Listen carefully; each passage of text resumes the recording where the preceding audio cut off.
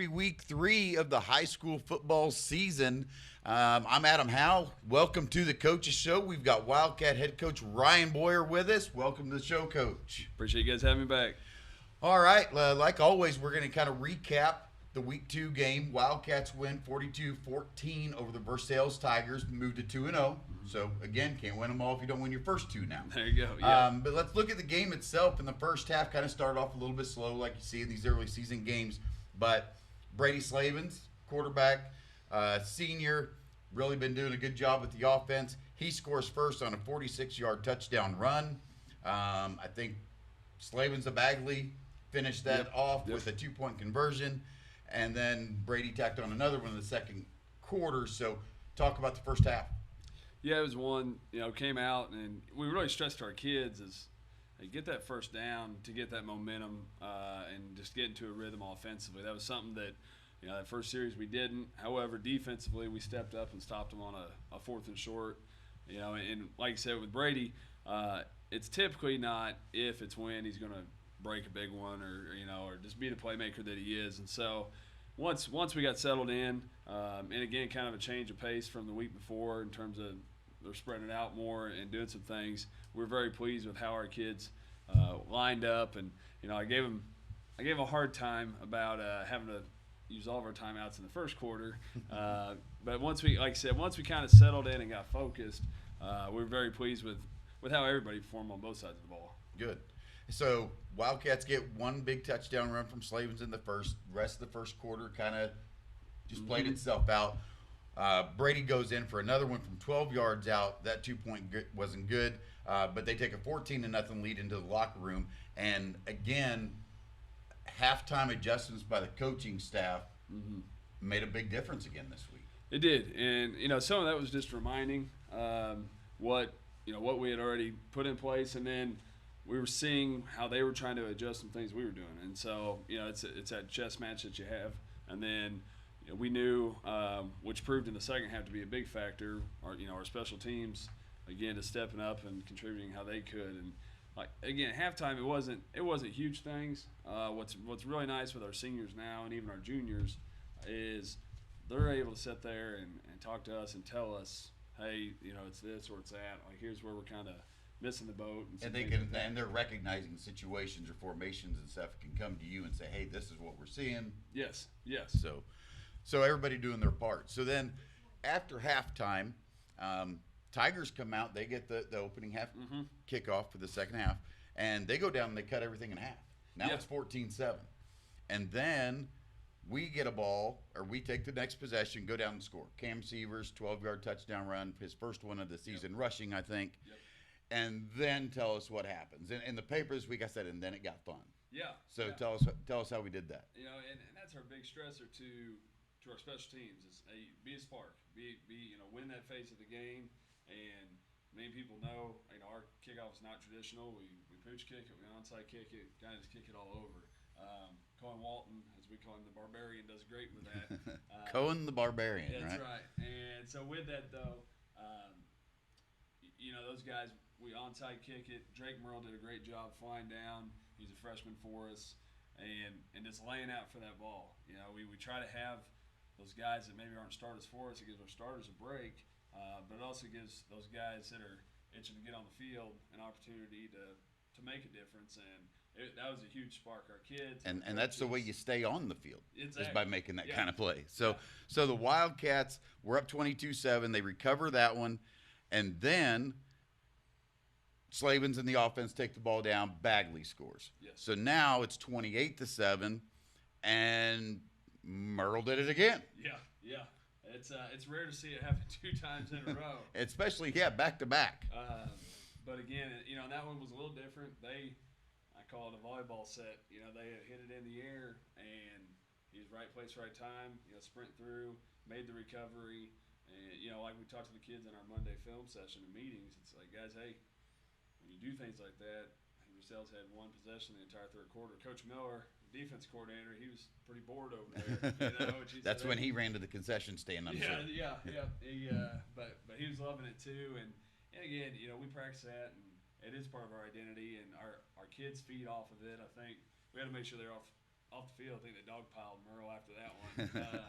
But yeah, definitely neat. But it also, what it does is it makes a coach on the other side that you might be facing this week in Midway or next week in Sherwood, it makes them say, we have to take some time out of our practice week because we have to practice special teams. Yeah. Because Warsaw's going to do this to us. So Wildcats recover that one. Then Gage Whitaker goes down and scores in the third. 22-yard touchdown run, his first of the season. So Gage is on the board now. And now it's 36-7. I think Versailles came out. They scored another one. I think it was late in the third. No, it was early in the fourth. Early fourth. I think 10:54 left to go. They score one. That was 36-14. And then Slavens and Sievers again. Yep. They hook up for a 42-yard touchdown pass that gives us a 42-14 final. Yes. So, really executing all the way around. I think we saw the ball put in the air a little bit more this week even. 92 yards, I think, for Brady there, and we'll get to some stats here in a second. But really, you have to be happy with the way that all three phases were executed. Yeah, we were very pleased, and even on those touchdowns, that was one. We had implemented a little bit of a check in our coverages just for the week, and kids did great executing that. And then there's just a little bit of confusion when we went back to our normal set. And so, but yeah, all three phases, offensively, defensively, and through special teams. And go back to the executing coverages, and what I understand is that what we did have to do is we had to go to some young guys this week and say, hey, we know that they expect us or we expect them to spread us out. Yep. Go like you said last week, 2 wide, 4 wide, 5 wide. So it made you go to some young guys and players like Kendall Bagley, Ty Williams, to step up for you. Tell us what about their performances. No, they did great. We like to put Kendall in there at nose. We call her speed package. And when you see these spread teams, that's what you see a lot of, and trying to get out of the pocket and spread you out. And so, he did a good job disrupting there. And then Ty Williams getting his first official start at corner there, just matching them up. And we were asking our corners all night a ton to just man up those outside guys. We really wanted to keep our outside linebackers free. And that's a lot to take a freshman and say, we're going to put you in man coverage today. Yes. Now don't mess up. Exactly. And they were trying to exploit the height mismatch, and so he was having to move around a little bit. But they did, across the board, they did a great job. And like I told our guys, hey, week 2, that's great if you're playing perfect ball on week 2, but not many are. No. And so to be able to learn some things, to have some adversity, and then be able to build off of that is always good. Right. So some stats. I'm going to steal this from you here real quick. Slavens 18 rushes for 202 yards, and we'll get to Slavens here in a second. He scored 2 touchdowns. Again, 6 of 11 for 92 yards and a touchdown. And then Bagley 12 for 56, and Bagley's one that he's getting a lot of the tough yards for us. Yes, he is. Yeah. And a touchdown. And then he actually kind of surprised things out of the backfield too by having 3 catches for 23 yards. Gage Whitaker, of course, he had 7 rushes for 43 yards and a touchdown, his first of the year. Sievers 4 for 22 yards and a touchdown, caught his second touchdown pass of the season. So, and then on the defensive side, Riley Taylor, a young guy, stepped up. He led us on the defense. So 4.5 tackles, just 1 sack. And then, of course, Tate Boyer, Gage Whitaker, both with 4. Bagley with 3.5. Then Cameron Taylor and Slavens had 3 apiece. So, and then we're not going to forget to mention Drake Merle and 2 fumble recoveries. So those were big. So let's talk a little bit about Slavens and his leadership and offensive output through 2 weeks. That's got to be something that you're ecstatic about. I mean, you've got him. He's healthy as he's ever been.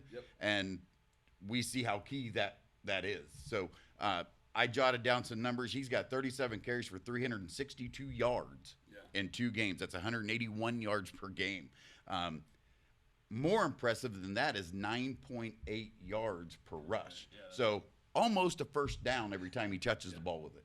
And then 4 touchdowns. Of course, he's a little bit more modest on the passing game, 8 for 21, 169 yards, 2 touchdowns. So talk a little bit about Brady and what you've seen from him through the first 2 weeks and his leadership and how he's carrying this offense. No, it's neat to see his growth through the years and into this year. And, what we're seeing out of him more this year is he's not only accountable for himself, but he's makes sure everybody else knows where they're going. And I think he understands. We told him for years, you can be a little bit greedy in some of these reads, and obviously we do some design runs for him. And he's just one. He's a hard-nosed physical runner. And that's kind of the difference. Sometimes you can get some running quarterbacks, and they may look to step out of bounds, which sometimes that's not a bad idea. Right. But he runs through, and we don't track yards after contact, but I know his yards after contact. But some of that 9.8 yards per rush has to be after contact. Exactly. Right. Yeah, he's not going untouched. And, the other part of it is he continues to work on improving his pass game. Right. And going through his checks and distributing the ball. And he just takes a lot of pride in it. But he's one, it's to no surprise to us. I mean, he's a guy that never missed a summer workout, comes to everything. Really, obviously the guys rally around him. But, sure.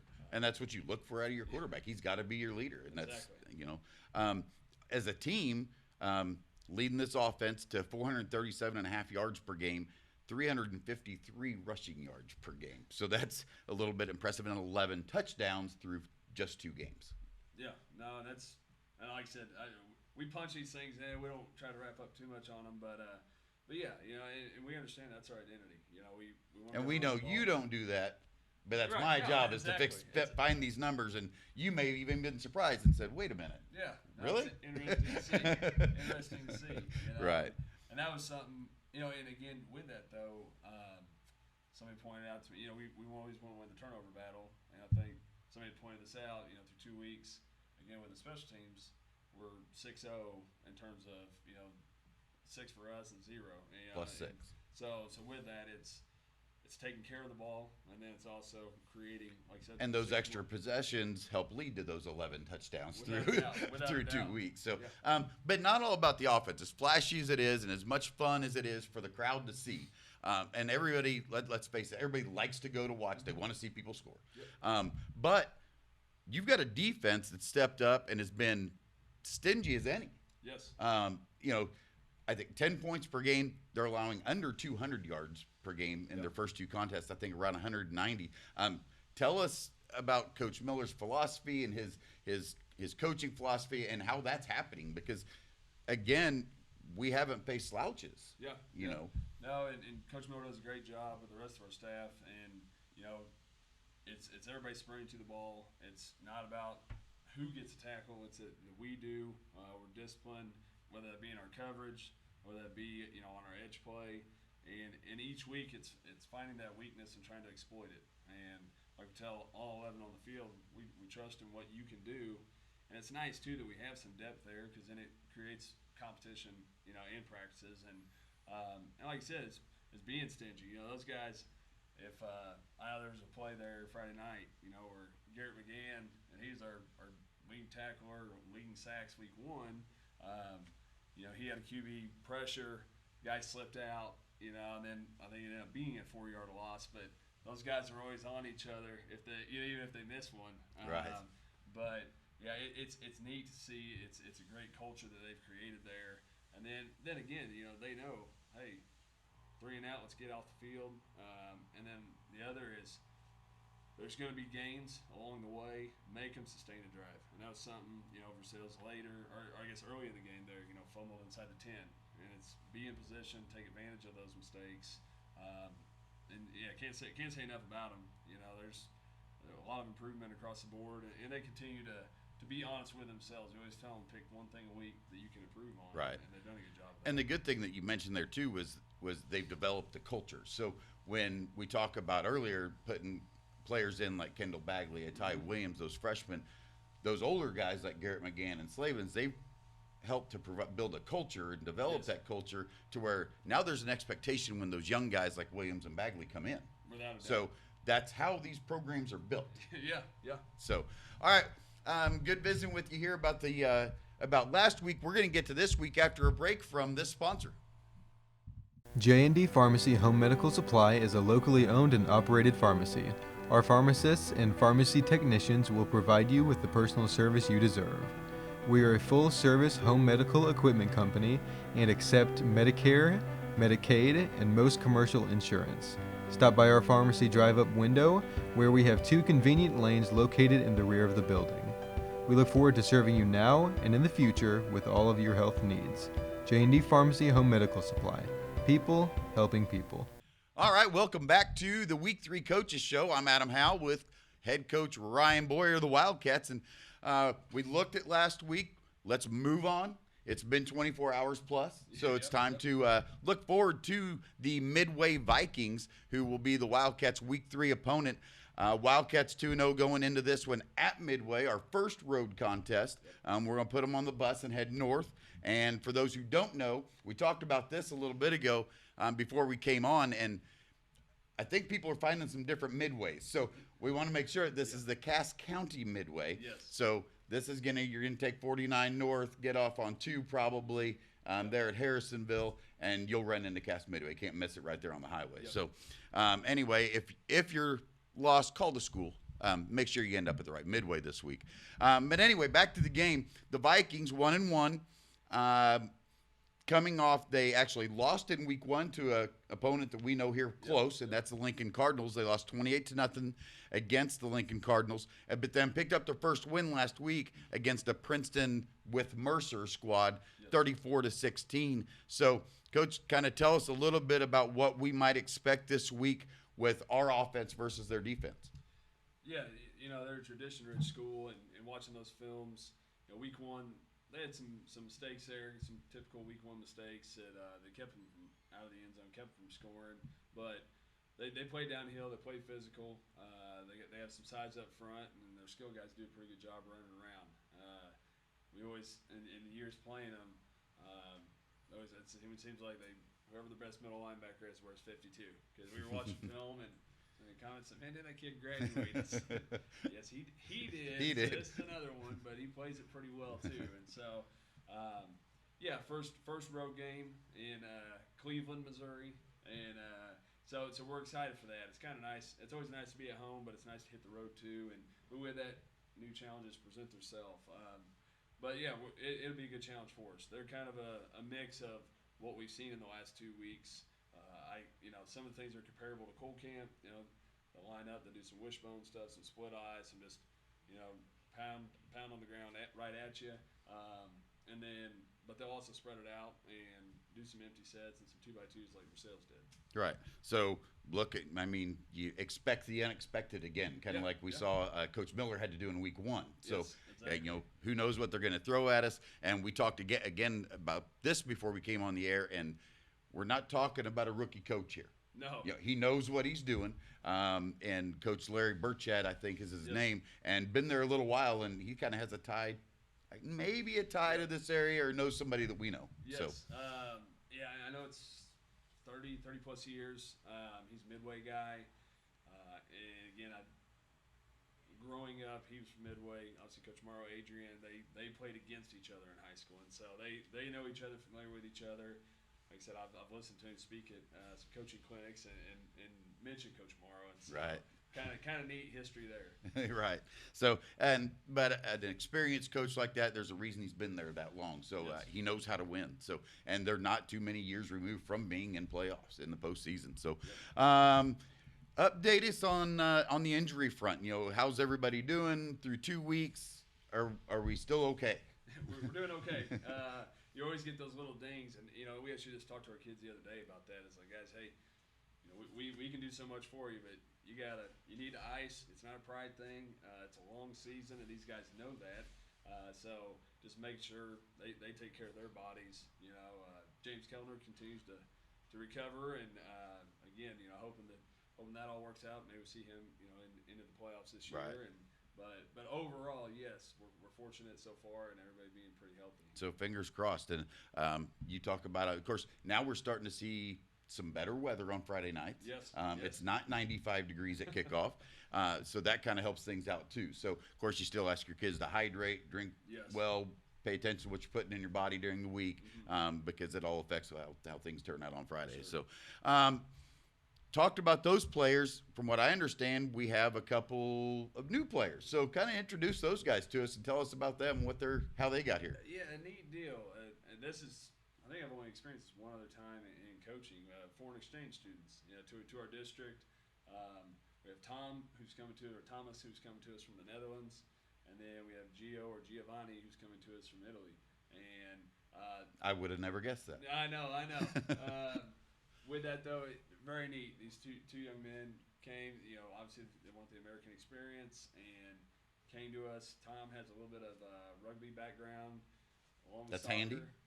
Yes, That's handy. So, hey, we'll put some equipment Yeah, on we'll you. even let you wear pads here. Yeah, and then Gio has some soccer experience, and with that, they want to come out and be a part of it. And so they've done a good job, and they had to get their mission mandated 14 practices in before obviously they can come out and play. But they'll be able to start playing and potentially have an impact on what we're doing. Good. So Netherlands and Italy. Yes. All right. Yes. So I guess next Friday when we come back home, I'm going to have to get with you on pronunciation of names probably. Oh, yeah. So, Yeah. all right.